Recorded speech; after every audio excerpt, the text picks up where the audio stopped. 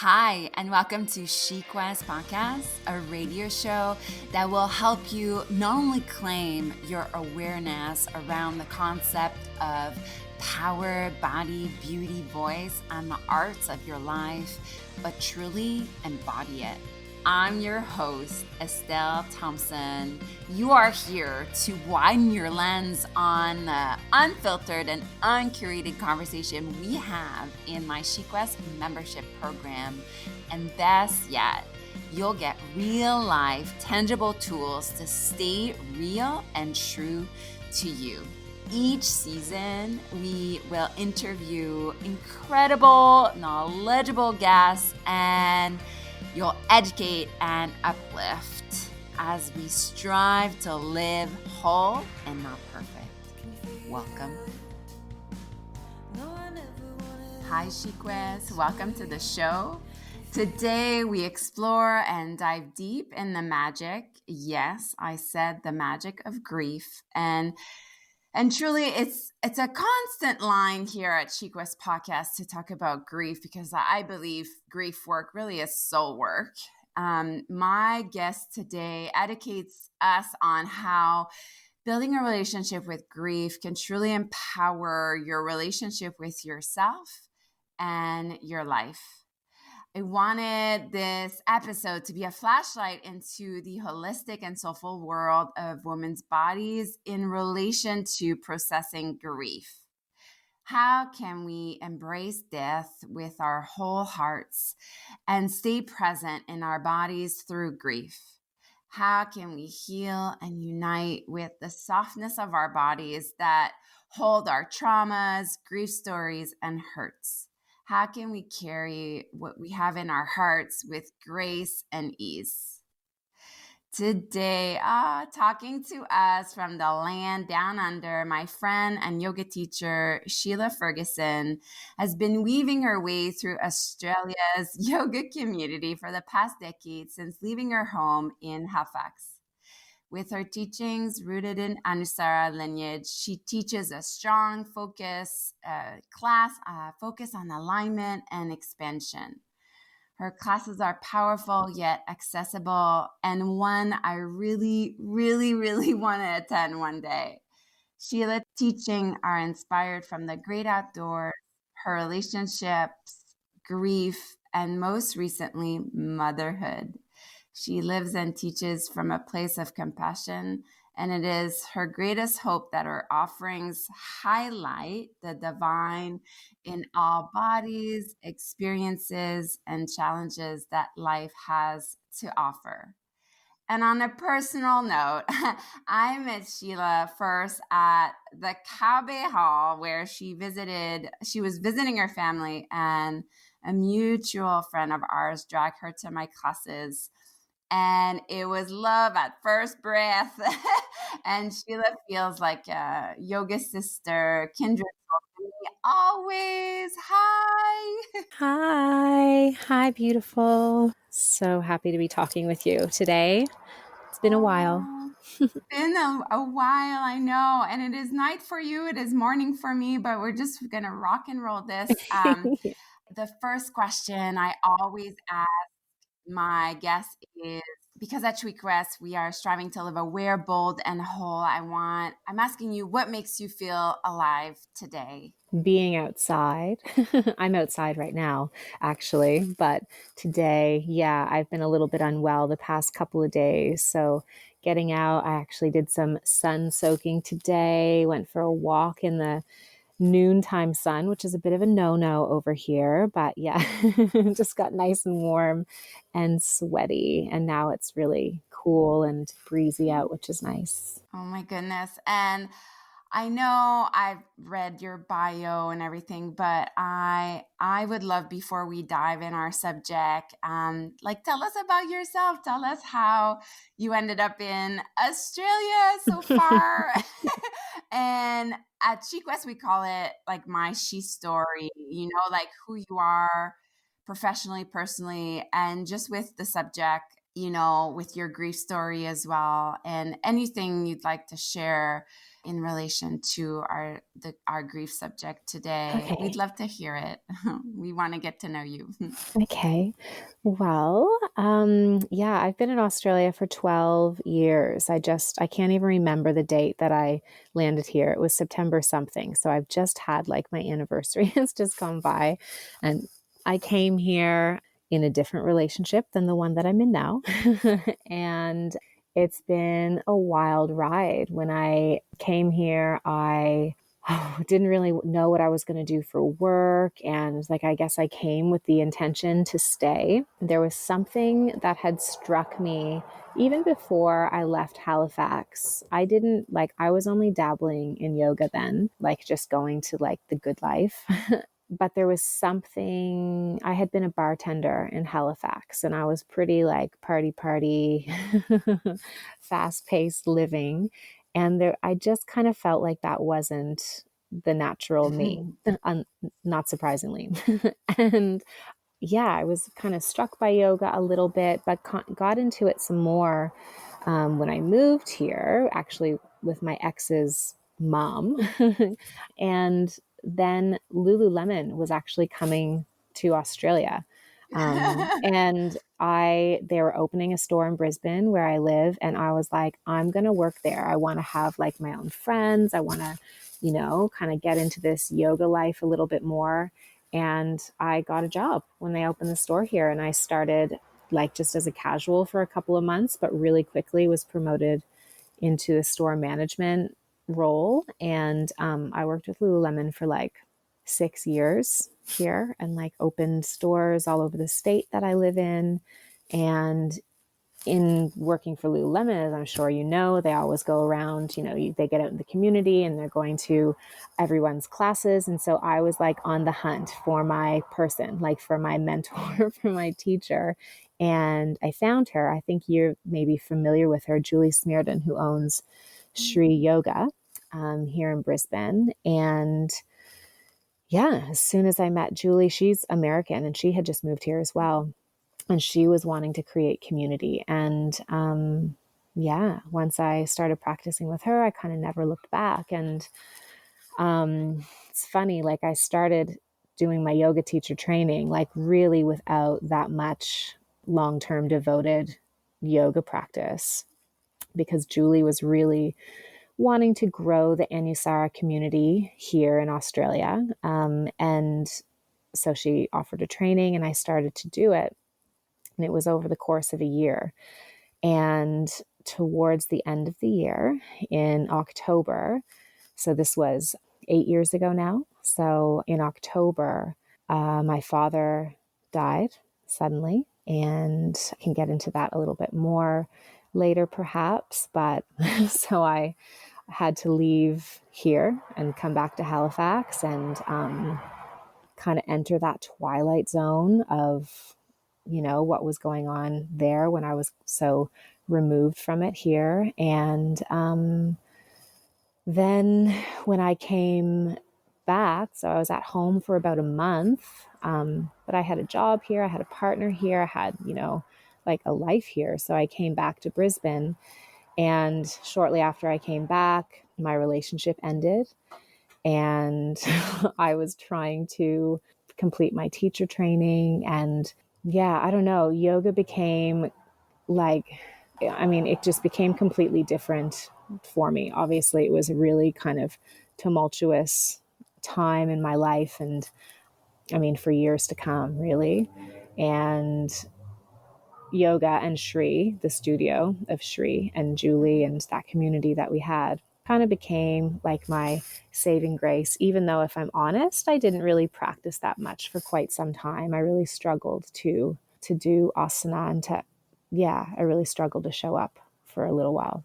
But I completed my training somehow, and like a year or so later decided to leave Lululemon for, a number of reasons and dive into the world of teaching. And I was still totally processing a lot of stuff unbeknownst to me at the time. And I was like, trying to show up for people and trying to understand what I was feeling. And yeah, it was a crazy crazy time. I didn't feel very grounded, but I got a lot of experience under my belt, and I've kind of never looked back. I've been teaching yoga. Well, I don't teach full time now because I have Sunny, but yeah, I've just haven't had another job since. And it's only really, Mm. like, if I'm honest, I haven't spoken very much, like in the, in a classroom setting or anything, about my experience with grief. I have a little bit when the time is appropriate, but it's really been, I feel like it must, like, you have been like a pivotal thing, a pivotal presence in my experience to kind of understand what what was happening for me over the past however many years. So thank you for that. But thank you for like sharing your story and being so open. And like I love just how you took us from, the very beginning. And I love listening to you and in all your journey is and so simple and yet so striking, all at once. And I'm wondering, like I've been reflecting a lot on my own practice, and like I feel when I first started dabbling in yoga or like doing my practice or seeking out my teachers, like my practice was like really regimented, Mm. almost like it was like a right and wrong way to do things. And um like I feel when your dad passed away, perhaps you realize like, oh, like yoga is like not what I thought it was. And it Yeah. was like, like more, then it became like almost like more messy. Anyways, I feel like that within my own story, Mm. where it's like, oh, my practice can be more fluid and just more free flow, which I Mm. really see your practice as such. Can you relate in a way to that? Or have you ever like even like thought Yeah. about that? Yeah. I so the like the Anusara practice itself is not like a vinyasa kind of, fluid movement style, but it is really expansive, and like it's known for being really kind of heart opening. And it comes from a tantric yoga philosophy. So like, obviously you're familiar with the difference between classical and tantric, but for anybody who isn't, tantric yoga philosophy is just kind of, to put it simply, not about beating down the body to find enlightenment. That our bodies at this life is enlightenment, and it's about kind of dancing with the divine while we are here. And I learned all of this in my first teacher training. I'm pretty sure I felt that like philosophy was going in one ear and out the other, even though I wanted to hang on to like every single word. But it was really after my dad died, and after I, like, when I really stepped back into practice as well, that I started, like, that yoga became more than just like doing things, and became more than just the physical practice. It's like I started to understand this pulsation, this spanda, and I'm not really sure why, but it's like I started to understand all of the philosophy that I had been taught. And then I actually went back and resat my same training again, like 3 years later.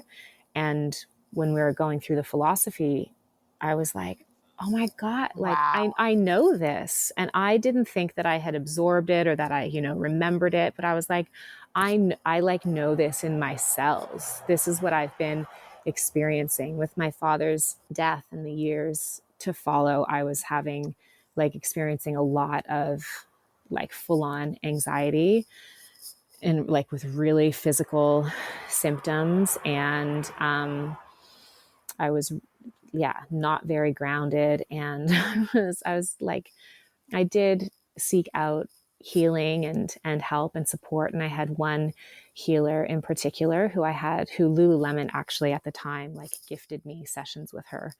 And we like still have an ongoing relationship. Mhm. And she kind of, I guess, showed me that meditating for me really needed to be like having my feet on the floor and kind of like putting a lid on it, because I was just like, kind of off with the cosmos. Like I was really, I don't really know how else to describe it, but I was really kind of freaking myself out.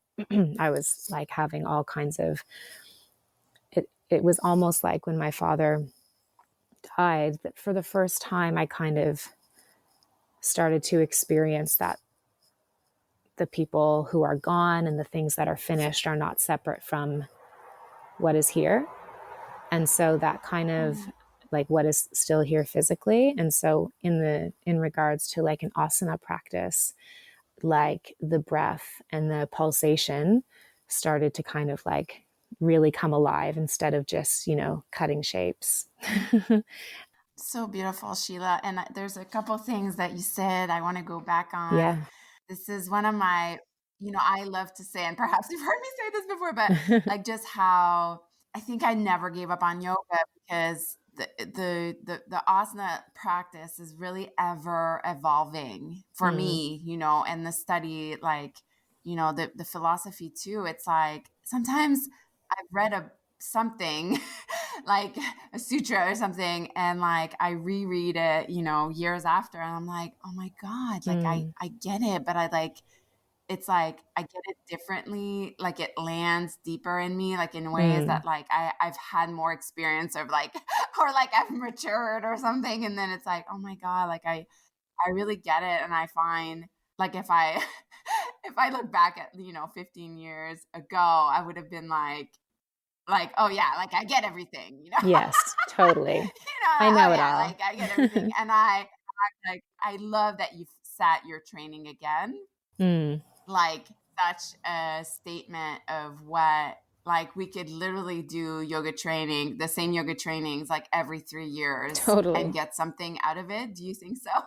Yeah. And I sat it again. It was actually like, it was through my teacher's recommendation, not because she felt like I needed to, but just like for my own nourishment. I was going through a lot and I was super busy and I was kind of like burning the candle at both ends, and I didn't have the money to like travel and, train with other people. And she was like, just come do this again. And I then later on went on to assist her a couple of years later through the training, and there was still stuff that I picked up.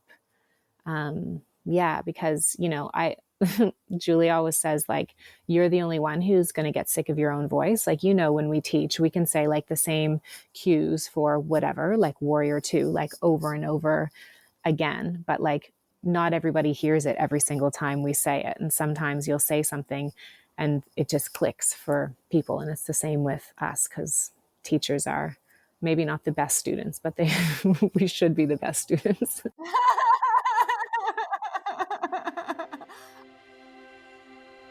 For those of you who know me, know that I am obsessed with flowers, but also essential oils. I was flipping out, so excited when I came aware of Lightwater Essential Oil Blend Company right here in Dartmouth, Nova Scotia. The bottle is so pretty, and there's so many ways to use each blend. From the energetics of chakra work, meditation, or daily uses in headache relief, deeper sleep support, or to tap into a creative space. There's so much to explore and a blend for everyone. My current faves are the Create and Power Blend, but my house will definitely smell of winter woods during the holidays. Lightwater is offering the Chic West community a whopping 20% discount on all regular priced items. Go to Instagram or the website lightwatereo.ca, that's lightwatereo.ca, and use SHE at checkout for a 20% discount. Again, that's capital CHE to explore these blends yourself. Happy holidays! I don't know why people think that teachers are the best students, because I think we're the worst students, and that's why we're Yeah. teachers. Yeah. I love that word, spanda, Mm. and perhaps you can speak of us, of perhaps that definition, but also that's something else that I see when I look at you practicing yoga. I've witnessed your practice. Is just so I can see the spanda of when you practice. You know, Sheila, you're just so embodied, and I'm wondering if you've ever connected that in like with your healing and grief. Look, I'll be honest. When I was in the thick of it, like it was not graceful. Not, and like I'm sure you can Mm. attest to that, you know what I mean? Like it doesn't feel like grace. It feels like a fucking disaster. Like that, you're just falling apart at the seams or like, yeah, flying off with the fairies or something. Mm. And but now I kind of, so spanda, for those who don't know the word, spanda means pulsation, and pulsation is an energy that needs to move between 2 points. There needs to be two poles for there to be movement. And so spanda is the journey back and forth between 2 points. And everything is a pulsation. Some of, like, a breath is a pulsation, like a year is a pulsation, a 24-hour cycle, a moon cycle. And so essentially, I guess, just starting to, and I'm still working through it. I still ride the waves of anxiety and receive support for that. And that's just it, is kind of like riding the wave. And at the time, it's not easy to be like, oh yeah, I'll just ride the wave. But it's going to come to an end. Like it started and it's going to stop. And there's, that's one big pulsation. And then there's like many smaller and smaller and smaller within that. So I guess just kind of living by, I mean, even like the life death cycle itself, like as soon as we are born, we're on our way to dying, you know what I mean? And so just kind of, I guess, presence Yeah. is key. And it's hard being present when something is challenging or uncomfortable.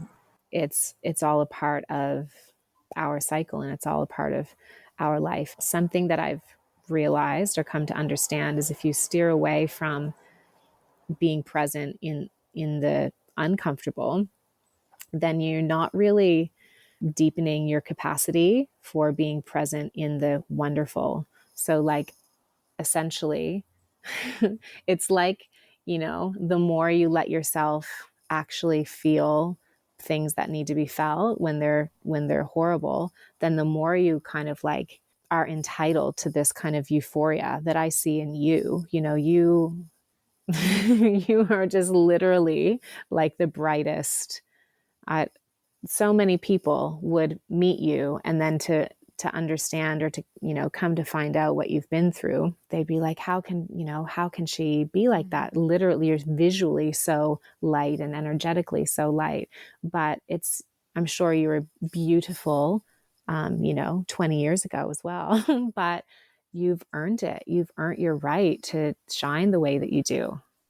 So Mm. when you let yourself be, like, go down in the depths of the darkness, Mm. then you're entitled to that like ultimate light. I could just hear you talk all day. Thank you for educating us on Spanda. I think it's a word that not a lot of yoga teachers around here.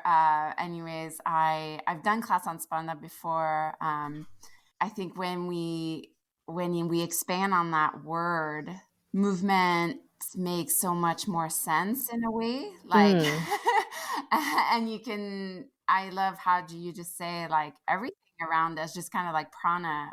Everything is prana when you take a moment to just look at it mm, as such. The movement of everything. I love what you said as well about like the steering away. Like I love that you share with us that like even though you were teaching yoga, you were still bypassing grief, you know? yeah. Like you didn't feel grounded and like there you were teaching the very thing that you were trying to master. Yeah.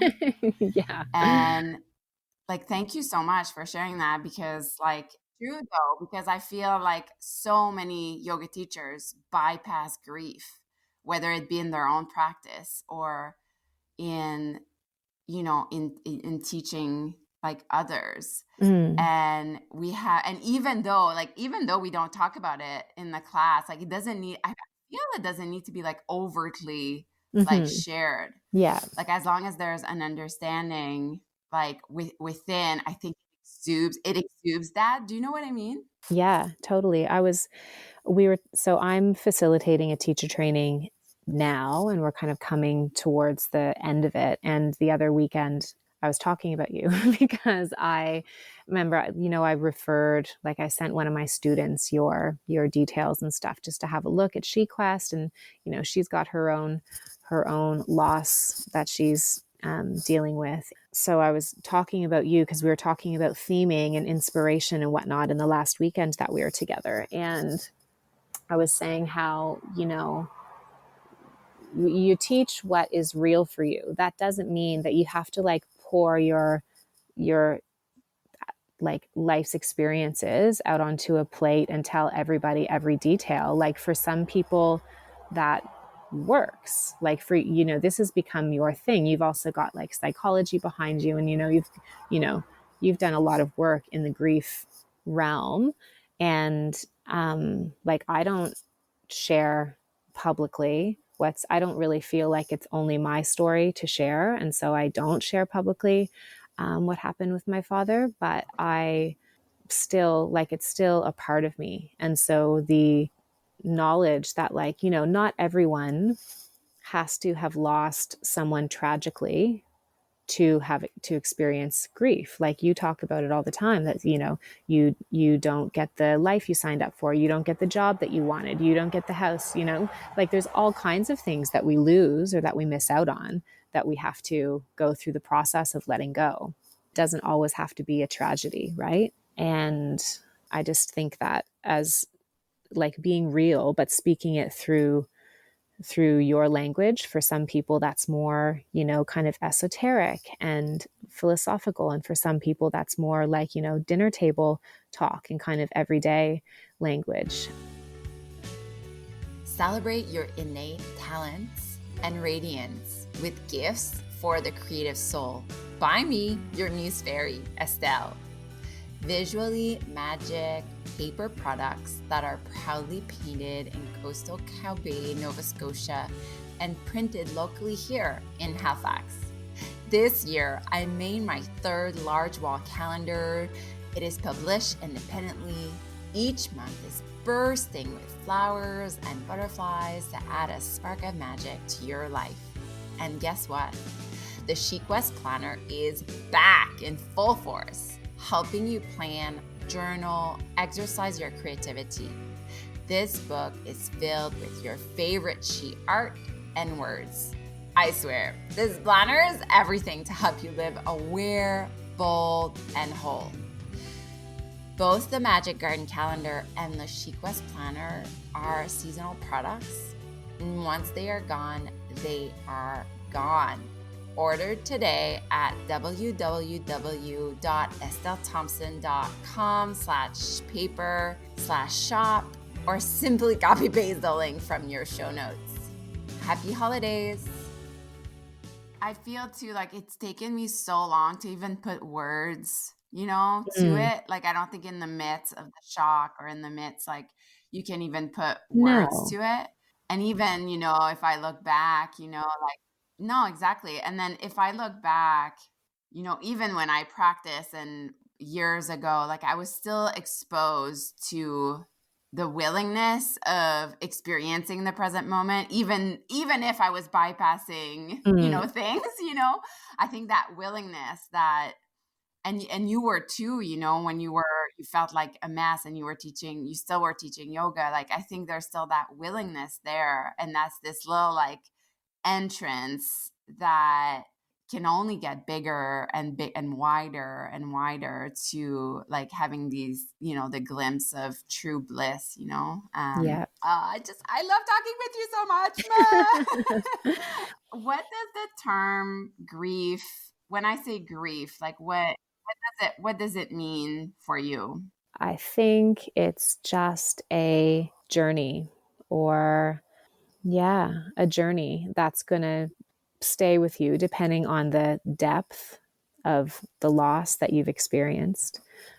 Yeah, I think that it's not, you can't define what it's going to feel different for everybody, or it's going to show up different for everybody. But I think that it is a journey, and it's like whether or not you are willing to go on that journey is how fluidly eventually you'll come out on the other side of it.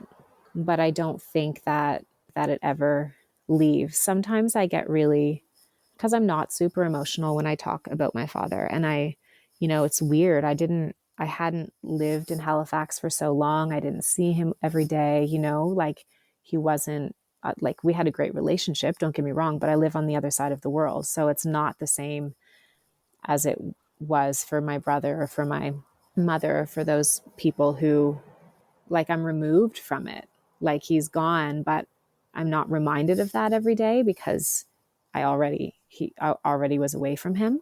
So it weirds me out sometimes, like how poised I can be when I talk about it. Like right now, I'm probably like, a little bit like blushy or whatever, but it weirds me out that I don't get more emotional, because I used to have, like, around his birthday or the anniversary of his passing, I used to, well, I still do, like, acknowledge it and do a nice thing on those days, but I used to have to make sure that I didn't have anything to do on those days for fear of, like, a breakdown.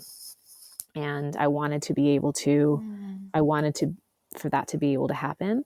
And it doesn't feel like that anymore. But I've also, like, I really have, gone through it. And I really have done a lot of work. I've talked to a lot of people. And interestingly enough, my healer, who I told you about a little while ago, her name is Krista Jane.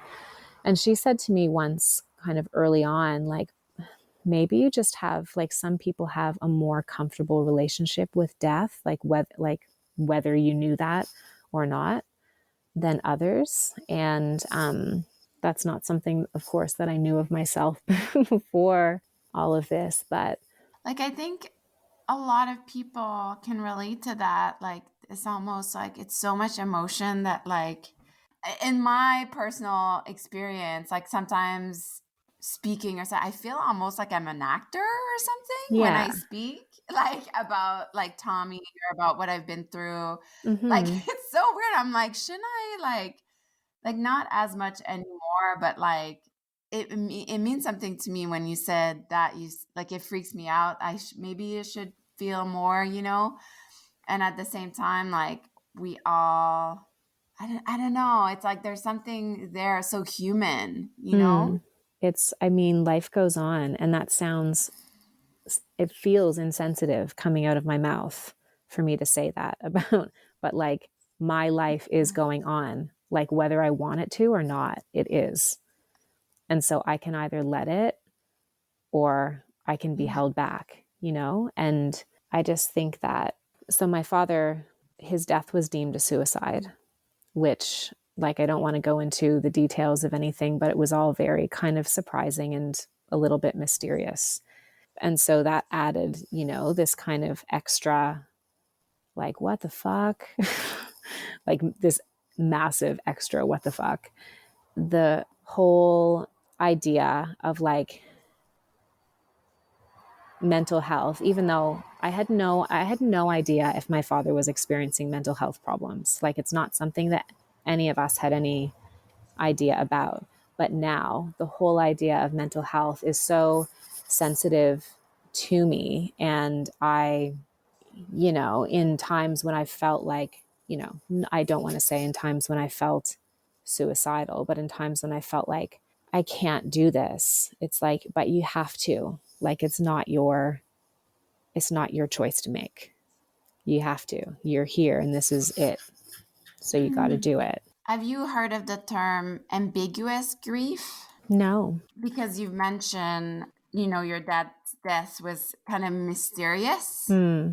And almost like, yeah, there wasn't, I mean, I'm sure there was closure, obviously, Yeah. but, like, the closure wasn't clear. Yes. Yeah, Am I understanding it right? Yeah. totally. Yeah. Yeah. So, and also for you being that you're like so removed, like in a way you probably moved to Australia, and I know you were like, so busy and stuff, but it's like losing your life to like in Halifax like that. I'm sure sometimes, like, do you miss home sometimes? Oh, I miss home way more now than I did when I first left. Or is Australia home? Um, Sorry, I mean, I love Australia, but yeah, Australia is home, but I miss Canada and I miss Halifax and I love it. I miss it more and more every time I leave. But anyways, I'll send that to you, because ambiguous grief, it's I mean, all kinds of grief is so complex, but it deals a lot with, like, because I've heard you say, like, you're so removed, Mm, and like, yeah, just to look into that. And also that I find it fascinating that in a way, like, you could go back to Australia and like not mention a thing about it, and like nobody would ever know. mm, And it's not like and then if you were in Halifax, like everybody knows here, right? Like it's a yeah, different way to process things when like nobody around you, yeah, know. Do you know what I yeah, mean? Like yeah, that you've had to hold this, in a way, totally. like so much heavier in that way, Yeah, I'll send you that tidbit, but you can even just like Google it. yeah, yeah, I will. But talk to us. So your father was a musician. Yeah, so my father was quite a well-known musician in Halifax. And so when his death was really public, so that was like a whole other thing, that like a whole other weight that kind of came along for Yeah. my family, like not that there's tabloids and stuff like that in Halifax, but there is gossip and there is, yeah, so it was a super weird, like even weirder time, I guess, for my family and Mm. stuff. And then I just didn't have to, once I left, I just didn't have to deal with all of that stuff anymore. But you did eventually, I think, process it. And I want to know, like, as the years went on, how did you learn to welcome anxiety or welcome the waves of grief in your body? And you can talk to us about your yoga practice, but Mm, you can talk about anything that really has helped to, just be present with these really difficult emotions. And like you've mentioned, just taking a day off, on the anniversary date, which is mm. like something I'm still learning to do,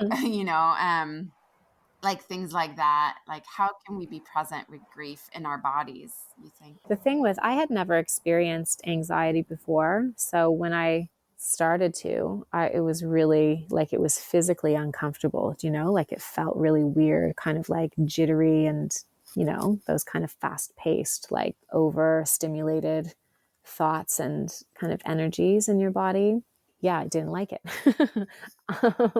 And so I have definitely learned, like, I have this mindset that I always have to remind myself of, like, over and over and over again, to just slow down and to, like, I want my life to be like a visual of, or like the epitome of just like strolling barefoot on a beach. Like, I don't want to rush anywhere. I don't like to be in a hurry. It took me years, like as a teacher, to like not overbook myself and to not drive across town when I have to go into traffic and all of these things, and to figure out schedules that worked for me so that I could move at a slow pace, because like I don't feel like I'm someone who's naturally inclined to have like a million plates in the air, trying to do a million things at once. I like to be present and I like to be just kind of focused. And if I'm honest, for a little while that I felt like that was lazy, but it just doesn't work for me to be moving too quickly or to have too much on the go. It doesn't feel good. So that's one thing. And I also have really, like, as much as I love movement and I love a fluid kind of dance like energetic practice, I also love restorative yoga, yin yoga. I do like a lot of pranayama, just really kind of earthing, grounding breath work. Nothing too, I try not to do anything too stimulating, really. So, like, even the past couple nights, I haven't been able to sleep. Like, I don't struggle with sleep ever, but I haven't slept a wink for the past 2 nights. It's crazy.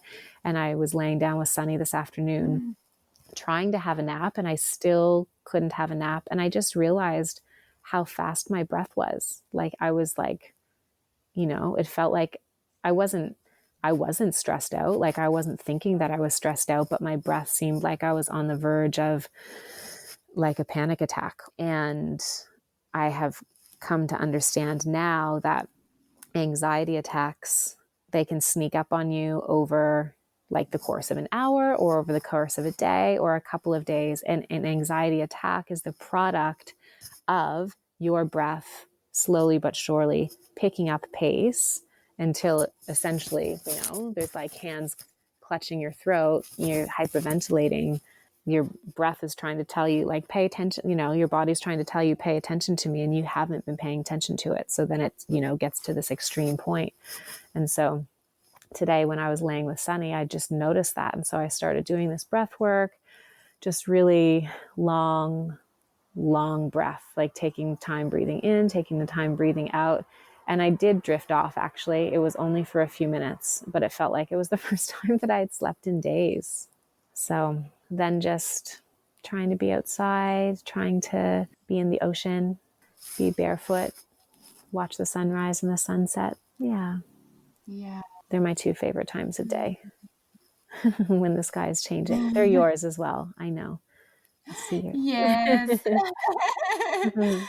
Yes. And like, if somebody, Sheila, would come to you and say, I've just lost my dad, Yeah. like, let's say a same circumstance, what would you tell them, or what would you, I don't know, I don't want to say advice, because I don't know, maybe Mm. that sounds lame, but like, what would you recommend for them? I just think that I have a couple of friends, like a couple of good friends here, actually, that two of them are sisters, and they lost their mother the same year that my father died, but we didn't know each other yet. And then another couple of sisters who lost their father around the same time. And we, like, none of us knew each other yet, but we've all kind of come into this circle of friends after we all experienced these losses. And we all, like, I mean, I'm sure we would have been friends anyway, but kind of formed this special bond around, like, knowing what that feels like. Like, we all, our parents are going to die, but you just don't expect that they're going to die, when they're young, right? And I think that I would just tell them to do what they feel they need to do, because, and I would, I really am so grateful, even though I live so far away from my brother, I'm so grateful to have a sibling and one who I have a good relationship with, because he's the only other person who knows what that was like. Without him, nobody else would understand. And I would tell them to just to talk to their friends, and yeah, talk to whoever they have around them. My friends, like, it's weird because none of my people here, like, I mean, they know my mom now because she's been over here a couple of times, but I went through this massive thing, but like none of my friends here knew my family. And so it was like, also that kind of, but that type of kind of, they were removed from it a little bit as well. But after my ex and I broke up, it's one of the reasons that I decided to stay here, because I didn't really feel like I would be okay without the amazing friends that I had here. I felt like they're the ones that I needed to help me get through it. It's such an important, like, the support system. I know, and it's something I want to talk just more about, because I know the same for me. Like, I wouldn't have gotten through what I've been through if I didn't have good friends. And Mm, also, do you know this quote? I forget who said it. Maybe it's like Rod Stryker, but says, if you don't have time to meditate, just make sure you have good friends, type of thing. yeah, yeah, totally. Yeah, I love that. And I'm curious, I get really inspired by knowing other women, like personal tools for self growth. We've obviously mentioned your yoga practice and, talking to your friends and breathing, a lot of breathing, kind of slow breath. Is there anything else you do like as like tools for self growth? Well, prior to being a mama, I did a lot of dancing. I dance a little bit at home now, but yeah, I loved a good boogie and spent a good portion of my time doing that. I also, like, I speak to a psychologist once a month or something, and that's like a relatively new development, like just from the beginning of this year, really. But I have had kind of ongoing, like someone, whether it be Krista Jane or different professionals of different wellness realms that I've spoken to. And I just think like taking care of yourself and doing things that feel good, like taking care of your body, getting body work, getting massages. And, I don't understand really the ins and outs of kinesiology or, or like that, Reiki or anything. But if you're feeling like when I'm feeling out of balance or off center, whether it's energetically or physically, I do try to source someone and take time to get that sorted. I'm a really big advocate for massage. Yeah, and thank you for mentioning that because I feel as for us, like as yoga teachers or anybody that literally uses their bodies Yeah. as instrument, Mm. it needs to be a priority. Like getting a massage is like a duty, Well, it's just maintenance, isn't it? Like, yeah, it's just me. I remember when I just started thinking, I started realizing, like, wait a second, yeah, I use my body. I mean, we all use our bodies, but like I use my body like very physically all the time. And I need to take care of it like on a professional level, but I want to take care of it because it's my vessel, and you shouldn't have to wait until you're in agony before you go get looked after. It's about maintaining, not fixing. Amen. Amen to that. The last two questions are just quick answers. Are you ready, Sheila? I'm ready. Do you have a favorite mantra? Slow down. Do you have a favorite flower? Daisy. Oh. How about a book that you've read, a favorite book you've read about grief or death? One of my favorite. Do you know Pixie Lighthorse? Yes. Yes. Yeah, so I read, like, I've got a couple of Pixie's books, and maybe about a year ago, I just picked up her Honoring Grief. That book is a perfect example. So there's all of these different prayers for honoring grief of all types. Like it's not only losing a loved one. There's all of these different things that really deserve to be honored when they leave our existence. I don't have her book, but I follow her on Instagram and I'm putting a note to get her book Yeah. because I think I love it. And what about, do you listen to podcasts at all? I know you're a busy mom, but Yeah. do you listen to podcasts at all? I do. I listen to yours. And and you know what? I mean, I don't listen to that many if I'm honest, but I listened to one by Kate Hudson called Sibling Revelry, just about, and they just interview her, and her brother interview like all these famous people and their siblings, just about like family dynamics and stuff, which I find really interesting. And I listened to Rival and Queen from Halifax. I don't know that one. What? So, and I like a friend of mine was on it, and that's when I like saw it on her Instagram. And I don't know the girls who host it, but I think I really like listening to everybody and their accents, and just like, I don't know, I mean, it's interesting. They interview about like a wide array of things, but I feel like it's just, I relate to it or something, just knowing that they're in Halifax. Oh, and Sick Yeah. Boy. I love that you do that. I kind of do that sometimes with like Yeah. French music or like French things. You just listen, and you're just like, oh, like Yeah, a balm for my soul. totally. And how about like a favorite treat? Do you have? It could be food, but it can be something else. Oh my God. I love treats. There's like an amazing gelato place that's very close to my old house. It's a bit of a drive now, but it's just literally like the best. It is the best. That is my favorite. Whatever, like they have all these different flavors all the time, and it's always so hard to choose because it's all so delicious. Gelato, I so know. I good. know. All right, so my last question is kind of it's a loaded one, but I have faith. I have faith in you. Okay. I've been kind of changing the format of it because I feel this past year or since this whole pandemic and being kind of more isolated, it's kind of like almost like a new world we're like building in a way. And I want to know, like, knowing now, what you know about grief and like just your own story of processing, grief and death. Like, what do you wish like women to know about its magic and about what we are like almost like rebuilding right now? Well, just what I was saying to you before about like with you can't have like the lightest light without allowing the darkest dark.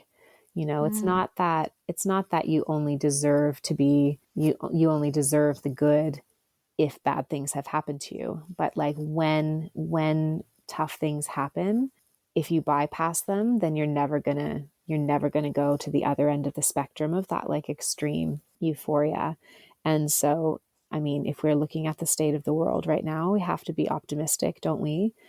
um, and if it's this heavy and it's this dark, then like what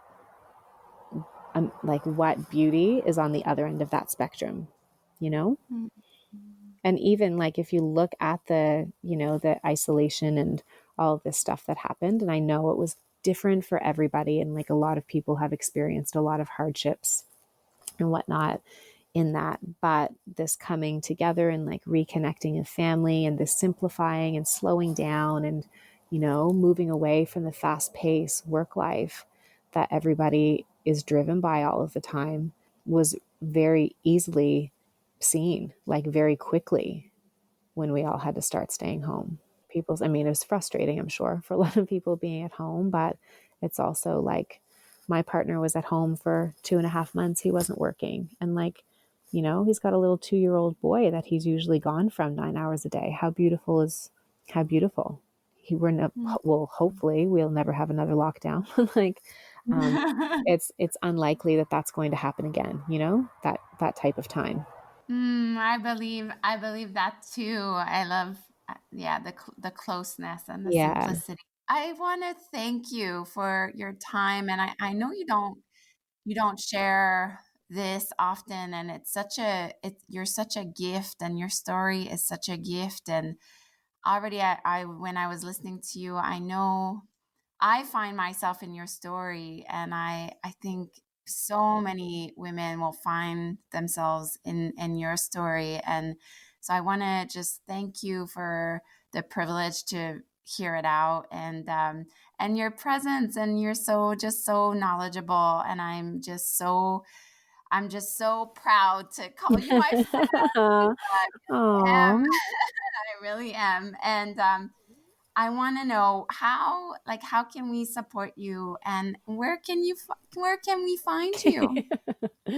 Where can you find me? Well, I'm Sheila Ferguson Yoga on Instagram, and that's all I have. I've just actually, speaking of simplifying, I've just expired my web page and everything, just kind of moving away from feeling like I need to self promote, like promote myself as a business instead of just Mm, I just want to, like, I'm still teaching, but I just want to be a mom and not have to only be identified as a yoga teacher. But I'm still Sheila Ferguson Yoga on Instagram.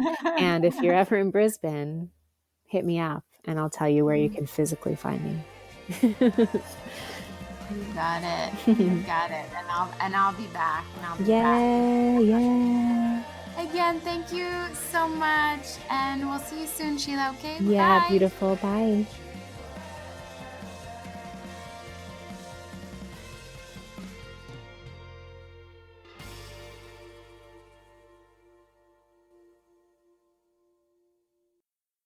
This podcast was produced by Tosh Taylor of the Podcast Hub Productions. Find her online at podcasthub.ca.